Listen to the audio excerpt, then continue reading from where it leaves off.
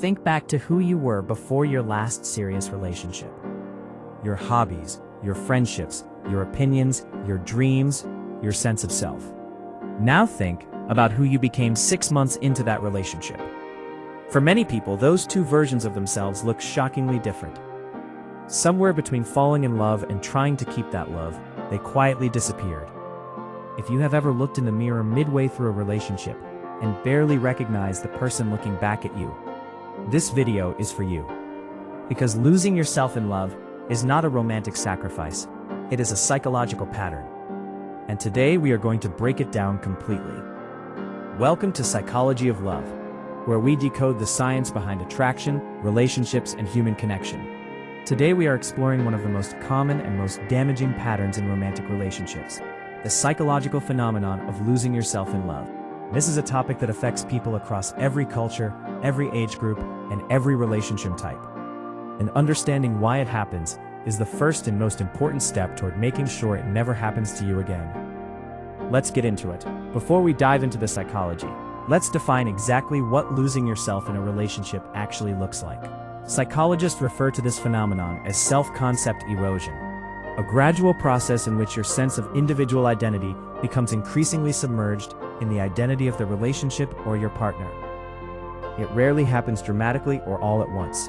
It happens slowly, through hundreds of small decisions that individually seem reasonable, but collectively add up to the disappearance of who you are. You stop seeing your friends as often, because your partner needs you around. You give up hobbies you loved, because they weren't interested in them. You change your opinions in conversations, because you have learned that disagreeing creates tension. You start dressing differently, listening to different music, holding different values, until one day you realize that almost everything about your current life has been shaped around someone else's preferences. Psychologist Elaine Aron describes this process as self-expansion gone wrong. Healthy love involves a beautiful expansion of self. You grow through your partner's world, their perspectives, their experiences, but when that expansion happens at the expense of your own identity, rather than alongside it, something has gone seriously wrong. The tragedy is that many people don't notice it happening until it is already deeply entrenched. So why does this happen? Why do intelligent, capable, self-aware people lose themselves in relationships? The answer, as with so many relationship patterns, begins in childhood. Root 1. Conditional love. Many people grew up in environments where love felt conditional, where affection, approval, and acceptance were rewards for good behavior, for being agreeable, accommodating, and self-effacing. Children in these environments learn a devastating lesson. Who I naturally am is not enough. I need to become what others need me to be in order to be loved. This lesson becomes deeply embedded in the nervous system, and in adult relationships, it activates automatically. The moment love feels threatened, the old adaptive strategy kicks in. Shrink yourself, accommodate, disappear a little more, do whatever it takes to keep the love safe. Root 2. Fear of abandonment. People with anxious attachment styles, as we explored in our attachment styles video, live in chronic fear of being left. Losing themselves in a relationship is often an unconscious strategy to make themselves indispensable. If I have no identity outside of this relationship, my partner cannot leave without losing everything. The painful irony is that this strategy almost always produces the opposite result. Partners who are psychologically healthy are attracted to people with strong individual identities, not people who have dissolved themselves completely into the relationship. Root 3. Enmeshment. Some people grew up in family systems where individual boundaries were poorly defined, where family members were so emotionally intertwined that having separate thoughts, feelings, or needs felt disloyal or threatening.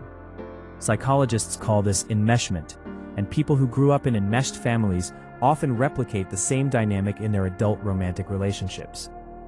Root 4. Low self-worth. At the deepest level, losing yourself in a relationship is often rooted in a fundamental belief that your authentic self is not worthy of love. That if your partner truly saw all of you, the complicated, contradictory, imperfect real you, they would leave. So you present only the version of yourself that you believe is lovable. And over time, that curated performance replaces the real person entirely. Now let's look at the specific psychological mechanisms through which identity erosion actually happens in relationships, because understanding the mechanics helps you catch it early. Mechanism 1. Mirroring and over-adaptation. Early in relationships, mirroring your partner's interests, energy, and preferences is natural and healthy. It builds connection and rapport. But for people prone to self-loss, this mirroring never stops. It escalates. Their entire personality gradually becomes a reflection of their partner's preferences rather than their own authentic nature. Mechanism 2. Conflict avoidance. Every time you suppress your genuine opinion to avoid conflict, you send your nervous system a message: my authentic thoughts and feelings are dangerous. Over hundreds of these small suppressions, your authentic voice becomes increasingly difficult to access, even when you want to use it. Psychologist John Gottman's research identified what he called self-silencing, the chronic suppression of one's own needs and opinions in relationships, as a significant predictor of both depression and relationship dissatisfaction. Mechanism 3. Social isolation. Many cases of self-loss involve a gradual narrowing of the person's social world down to almost exclusively the relationship. Friends drift away, family connections weaken, hobbies disappear, and as the external anchors of identity erode, the relationship becomes the only mirror in which the person sees themselves reflected. Mechanism 4. Intermittent reinforcement. In relationships where one partner is controlling or emotionally unpredictable, the other partner often engages in increasingly elaborate self-modification, trying to maintain peace and secure affection. Each small self-betrayal is reinforced by a temporary return of warmth and approval, creating a conditioning cycle that progressively dismantles identity. Here is one of the most important and most counterintuitive truths in all of relationship psychology. Losing yourself in a relationship doesn't save the relationship. It destroys it. And here is why.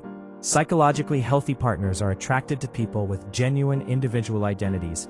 When you erase yours, you become less attractive, less interesting, and less engaging over time, not more. Research by psychologist Arthur Aron on sustained romantic attraction found that one of the most powerful predictors of long-term desire in relationships is novelty and individual vitality. Partners who maintain their own interests, friendships, opinions, and passions consistently generate more sustained attraction than partners who dissolve entirely into the relationship. There is also the resentment factor. People who consistently abandon their own needs, preferences, and identity for their partner's benefit almost inevitably develop deep unconscious resentment, even when they consciously believe they are choosing to sacrifice. That resentment poisons the relationship from the inside over time. And finally, when you lose your identity in a relationship, you lose the very qualities that your partner fell in love with in the first place. The confidence, the passion, the individuality that attracted them initially gradually disappears, and they begin to miss the person they first met, who was, of course, you before the erosion began. So how do you love deeply without losing yourself? How do you build genuine intimacy while maintaining a strong individual identity? Step 1. Know who you are before you enter a relationship. The most effective protection against losing yourself in love is having a well-developed sense of self before the relationship begins. Know your values. Know your non-negotiables. Know what brings you genuine joy independent of any relationship. The stronger your individual identity going in, the harder it is to erode. Step 2. Maintain your friendships and interests deliberately.